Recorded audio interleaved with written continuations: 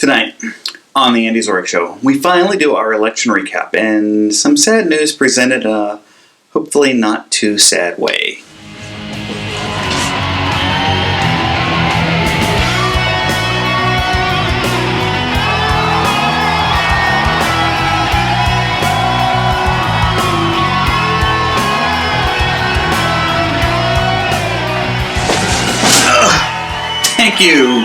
Thank you. You are too kind. Thank you, and welcome to the Andy Zoric. Oh, thank you. Welcome to the Andy Zoric Show, the only show on YouTube to threaten to cancel Christmas if Ohio State didn't win. Dodged a bullet there. I am your host, the aforementioned Andy Zoric, and our top story is...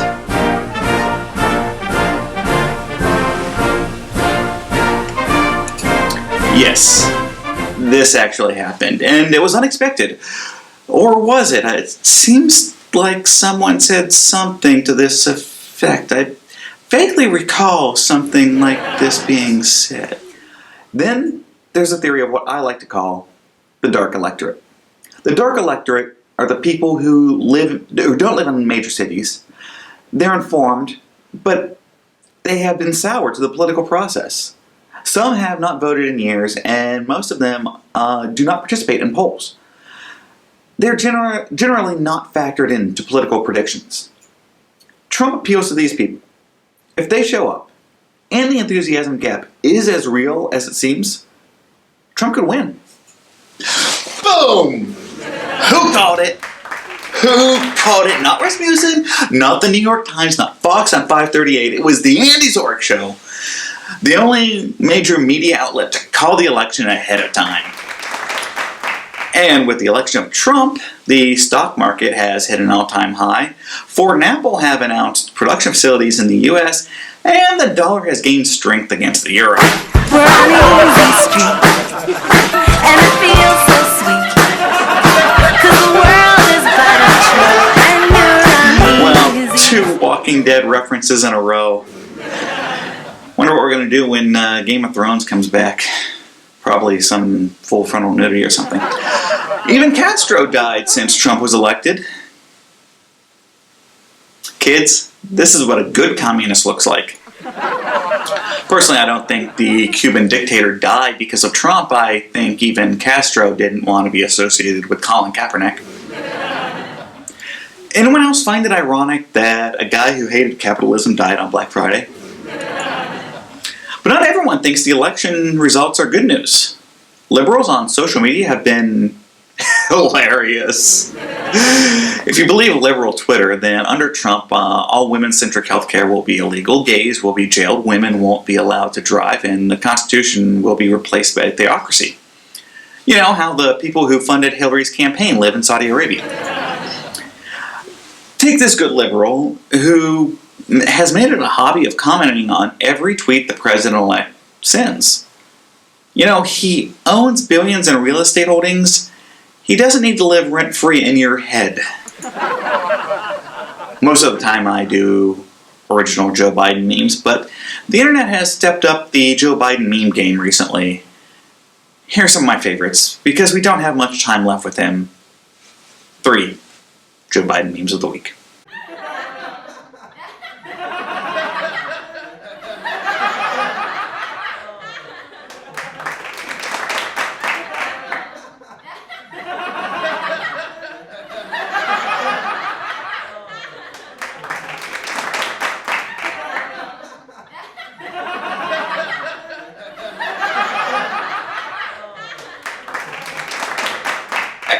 Remember, follow me on Twitter and Instagram, at Andy Zoric.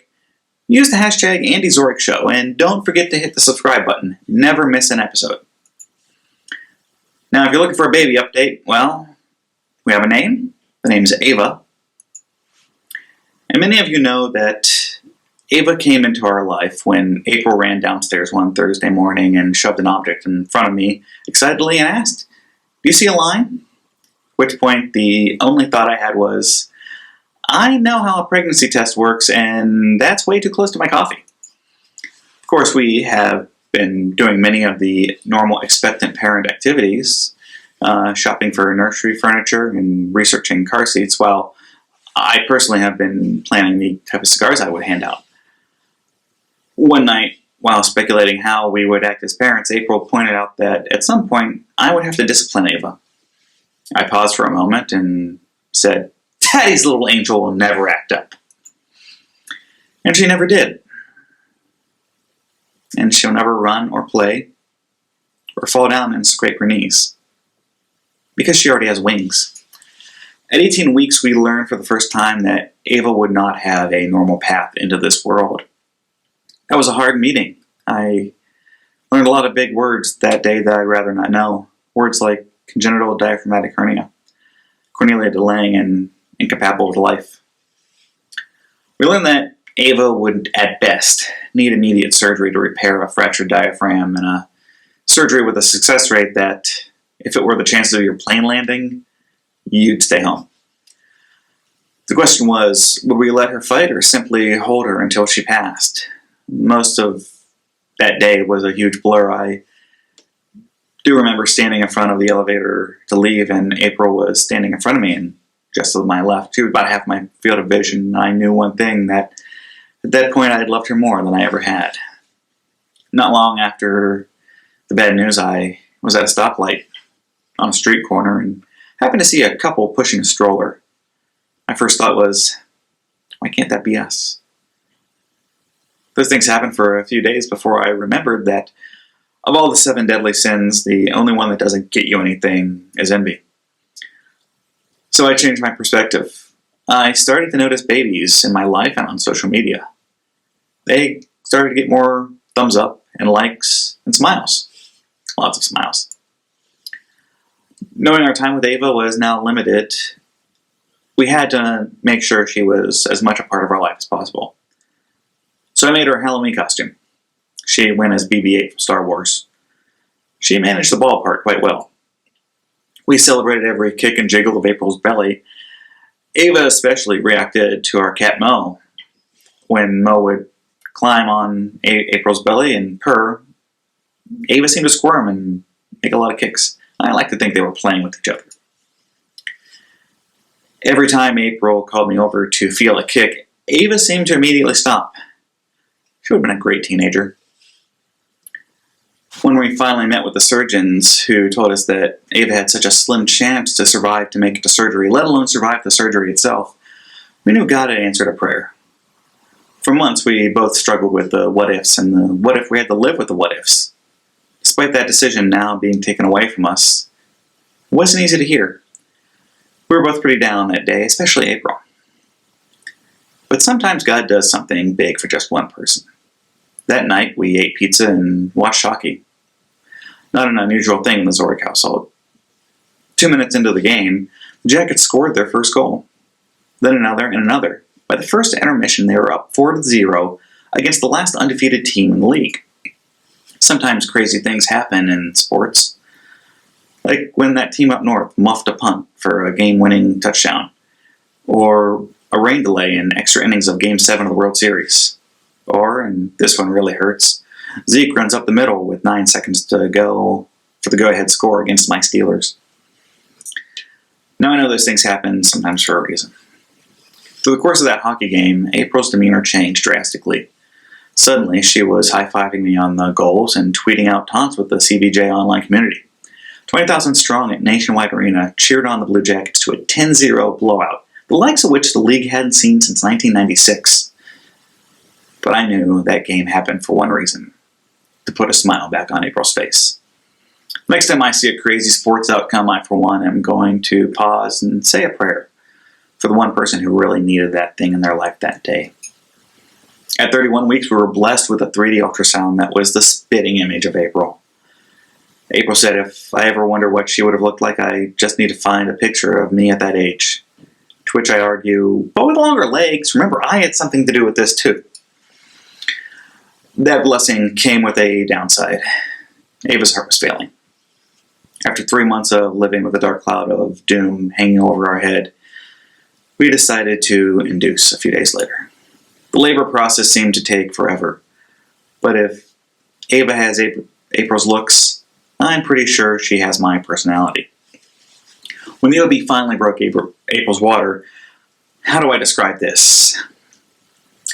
Ever go whale watching? Like that, but sideways. It was a splash that's usually seen in the first 5 rows at SeaWorld. The OB just stood there, dripping, literally dripping from the gusher. It was a much-needed moment of levity in an otherwise grueling night. Then at 5:10 a.m., Ava came into the world, and the only crying came from her parents. We prayed for many miracles over the last 3 months. We prayed for healing, not to have to make a decision, for just a few minutes with her, and finally for peace.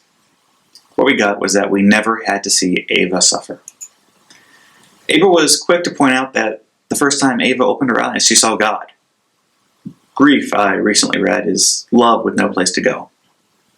So throughout this process, I know that had it gone differently, there would have been no lack of love in Ava's life. And for that, we have entirely too many people to thank. Our family has been wonderful and loving through all this. We can't thank our friends and neighbors enough for all the support, and even those who reach out to us over social media. There are times where I know the prayers of our church family and small group got us through the day. We can never thank you enough for all your thoughts and prayers. Believe me when I say that they were truly felt. So Ava had a big impact on our lives. We take heart that she is in the care of our eternal Father. She got the fast track to heaven. We were eager to meet her after 7 months, but when talking about eternity, what's another 50 or 60 years? I really am Ava's father. I want you to know that there is joy in that. Yes, we grieve, but only because we still have love to give. But the love we did give her was traded for joy, knowing that she is with God in heaven. So I'll leave you with the words of a great 20th century philosopher who once said, "Beyond the door, there's peace, I'm sure, and I know there'll be no more tears in heaven." Tune in next time when we get back to the jokes. Until then, good night. Oh, where, oh.